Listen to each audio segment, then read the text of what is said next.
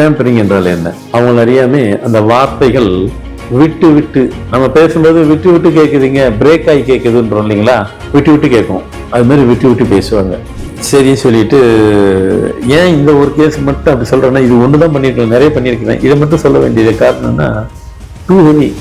ஒரு வார்த்தைக்கு இன்னொரு வார்த்தைக்கு அவ்வளோ கேப் கிடைக்குது. அந்த பையனுக்கு மகிழ்ச்சி தானேங்க. இதோட ஒரு சந்தோஷம் ஒரு மனுஷனுக்கு வேற என்னங்க வேணும்? ஒன்று கொடுத்து அதை கியூர் ஆயிரும்னு சொல்லும்போது ஒரு மகிழ்ச்சிக்கு அளவே இல்லை தானே. ஸோ அப்போது இந்த ஃபார்மர் நியூமராலஜி எதுனாலும் யாருக்குனாலும் கிடைக்குது. ஆனால் கிடைக்கிறதுக்கு முன்னாடி அவங்களுக்கு அந்த ஒரு ஃபேட்டுன்னு ஒன்று வேணும் இல்லைங்களா? அத்துடன் கூடையே உங்களுக்கு ஆன்மீக தகவல் ஒன்று கொடுக்குறேன். இந்த ஆன்மீக தகவல் என்னவாக கொடுக்கலாம் அப்படின்னு பார்த்தீங்கன்னா,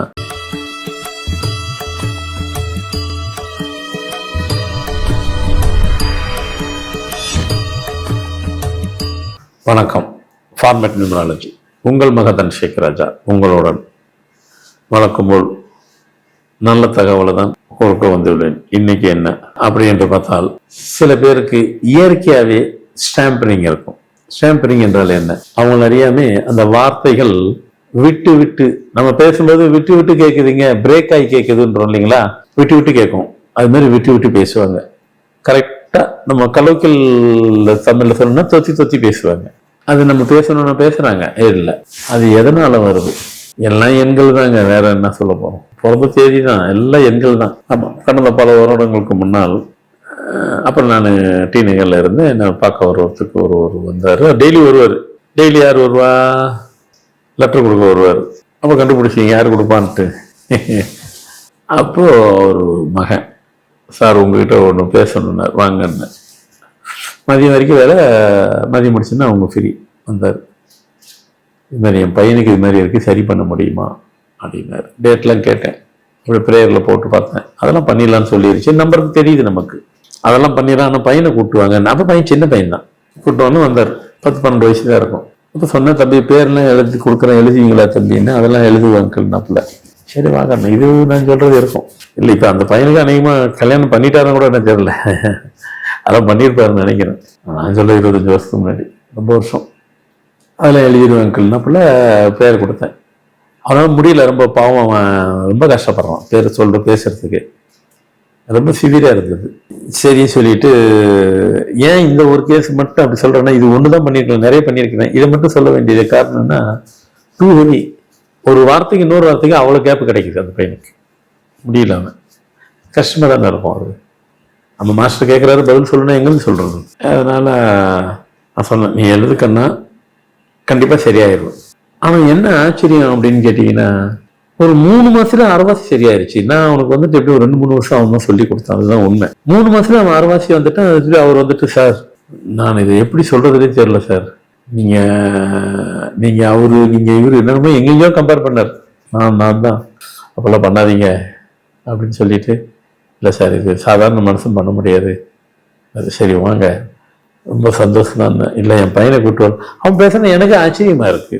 ஆமாங்க, நடுவில் தான் பிரேக் ஆகுது. அப்போ ஃபர்ஸ்ட் பேசும்போதே பிரேக்கு விட்டு விட்டு, இப்போ சும்மா நடுவில் வருது. எனக்கு சொன்னேன், இதுக்கு மேலே ஃபுல்லாக வந்துடுமா சார்? இவ்வளோ வந்துருச்சு, அவன் வந்துடுவான் அப்படின்னு அவங்களுக்கு தன்னம்பிக்கை வந்துருச்சு அவங்க அப்பாவுக்கு. ஆனால் சொல்லக்கூடாது, அவனை விடுறதில்லை. அவர் படிக்கிறான்றது ஒரு பக்கம், அதை தாண்டி டெய்லி உட்காந்து எழுத வச்சிடுற, அவனை விடுறதே இல்லை. அந்த குட்டி பையனாக இருந்தாலும் பண்ணிட்டு 6 மாதம் 7-8 மாதம் 10 மாதம் 1 வருஷத்துக்கிட்ட நார்மலுக்கே வந்துட்டான். அப்படி ஒரு தடமே இல்லை அவனுக்கு. அந்த ஸ்டாம்பரிங்கிறத ஒரு சின்ன தடமே இல்லை. அவன் பிரமிச்சு போயிட்டாரு. அப்போ சொல்லிட்டாரு, இனிமேல் எனக்கு என்ன வேலை தெரியுங்களா? நான் டெய்லி யாருன்னா அழைச்சிட்டு வருவேன். ஏங்க அது இதுக்கு அதுக்கு என்ன இருக்கு, யாருக்கு போயிட்டு? இல்லை சார், இதெல்லாம் சின்ன விஷயமா சார் இது அப்படின்னு சொல்லிட்டு, அவர் கொஞ்சம் இப்போ சொல்லிட்டா ஒரு மேட்டர் சொன்னால் யாரும் தெரிஞ்சிடும். எனக்கு தெரிஞ்சு அவரே ரிட்டையர் ஆகிருப்பார்னு நினைக்கிறேன். ஐ திங்க் ஸோ, நினைக்கிறேன், ஞாபகம் இருக்கும். எனக்கு கொஞ்சம் நடுவில் டச்சு விட்டுருச்சு. அப்போது என்ன பண்ணார், ஸ்போர்ட்ஸ்மேன் இதில் வேலை, கவர்மெண்ட்டில் இருக்கிறார், கோட்டாவில். டெய்லி வந்துட்டு முதல் கதை இதை சொல்லிடுவார் அவருக்கு. சொன்னேன், அதை விடுங்க. வருஷ கணக்கு வந்துட்டு இருந்தார், பல வருஷமா. அதை விடுங்க, நீங்கள் வர மாட்டோம் சார்.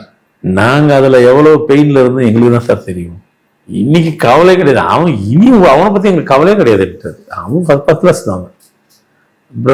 பிரமிப்பதார், அதில் ஒன்றும் டவுட் கிடையாது.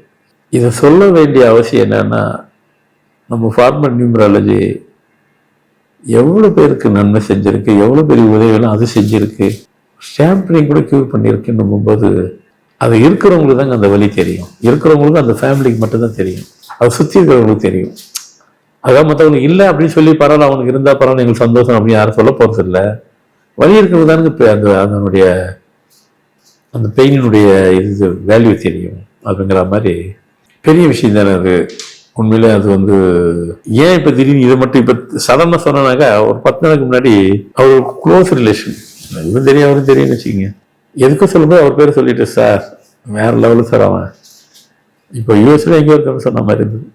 பையன் கல்யாணம் சார் தான் கேட்கல, ஆயிருக்கும் பண்ண இதே ஏஜ் ஆகாமல இருக்கும், ஆயிடுச்சுன்னு நினைக்கிறேன். கல்யாணம் கூட வச்சாரு, கூப்பிட்டாரு, நான் தான் போக முடியும். எங்கே நம்ம போகிறது, எதுக்குதான் எங்கேயுமே போகிறது இல்லையா, நம்ம சர்வீஸ் இது தானே, எங்கே போகிறது. அதனால் யூஎஸ்ல இருக்கிறவங்க மட்டும் சொன்னார். 2 பசங்க, இந்த பையன் யூஎஸ்ல இருக்கிறன்னு சொன்னார், இன்னொரு பையன் லண்டனும் ஏதோ சொன்னார். அவ்வளோதான், இவன் தான் தெரியல.